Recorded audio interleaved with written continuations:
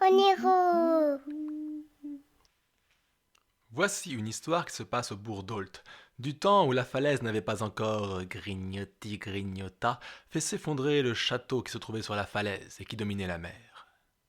En ce temps-là, donc, on pouvait voir dans le village deux enfants, deux garçons frères jumeaux qui se ressemblaient comme deux gouttes d'eau, sauf au niveau du caractère. Ouais, il y en avait un, c'était Petit Jean. Lui, tranquille, calme, souriant, agréable. L'autre, Petit Pierre, toujours énervé, excité, jamais un sourire, toujours en train de râler. Ils vivaient tous les deux avec leur mère dans une maison de pas grand-chose, et leur père, il n'en avait pas. Officiellement, du moins. Car il y a des secrets qui, au bout d'un moment, ne sont plus des secrets pour personne. Et au village, tout le monde savait bien que ça faisait longtemps, que leur mère montait des fois le soir en haut de la falaise, et que là, elle était rejointe par le seigneur. Ouais, lui, il sortait de son château discrètement. Il emmenait avec lui sa harpe. Et puis il rejoignait sa douce et tendre, et là-bas, sur la falaise, il jouait de la harpe en mêlant les notes au son du vent, au ressac des vagues. Il mélangeait ses chants à leurs soupirs. Et c'est comme ça que Petit Jean et Petit Pierre avaient vu le jour. Bien sûr, au château, il y avait la châtelaine, la femme du seigneur, qui voyait d'un très mauvais œil grandir ces deux garçons-là. Elle n'avait jamais pu avoir d'enfant, mais comme le seigneur protégeait cette femme et ses deux enfants, elle ne pouvait rien faire. Et cette situation aurait pu durer beaucoup plus longtemps, sauf que... Un jour, il y a eu la guerre. Et le seigneur est parti avec armes, armure, cheval. Il est parti, mais il n'est jamais revenu là-bas sur le champ de bataille. Il est mort. Et la châtelaine maintenant avait le champ libre. Cette femme et ses deux bambins étaient pour elle un affront.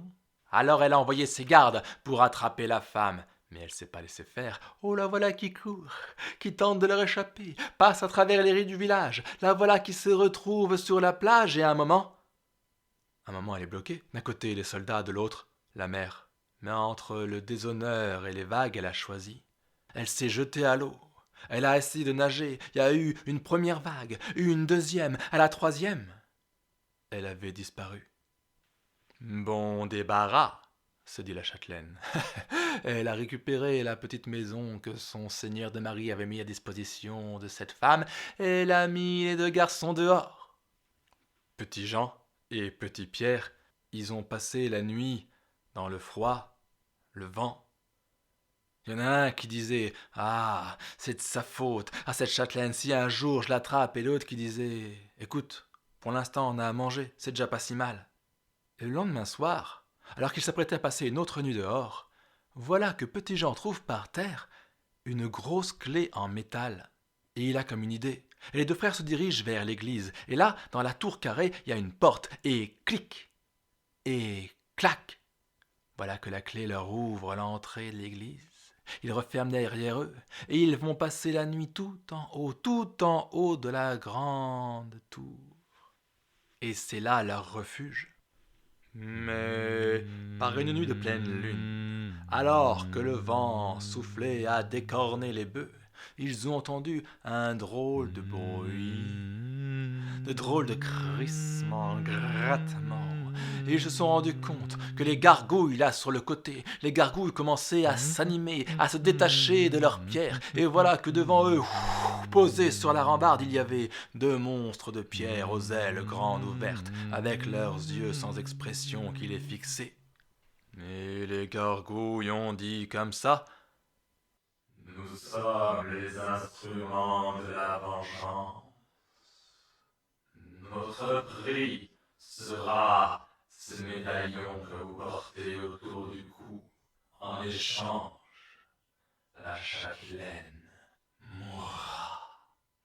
Mais Petit Jean a regardé les deux gargouilles, et non mais pour lui, donner cette petite médaille en or qu'il avait autour du cou depuis sa naissance, le seul souvenir de son père, hors de question.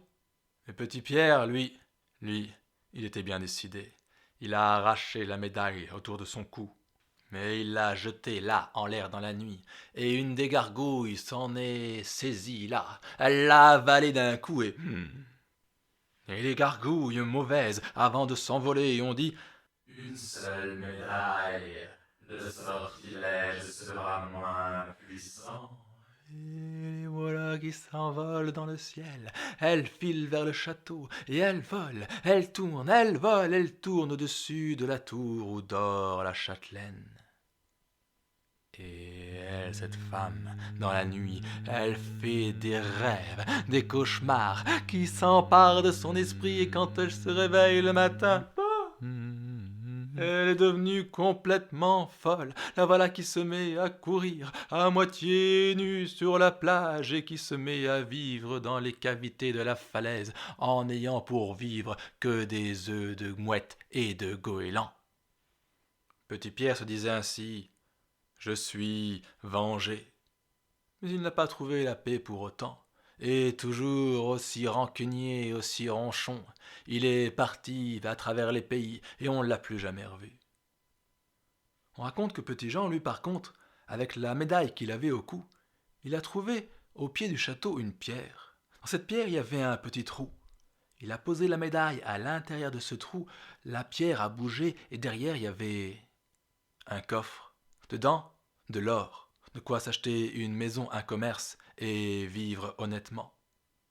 Voici l'histoire que l'on raconte depuis ce temps-là, et qui a donné son nom à 2 villas qui ont été construites au carrefour des rues de la République et de l'Esplanade.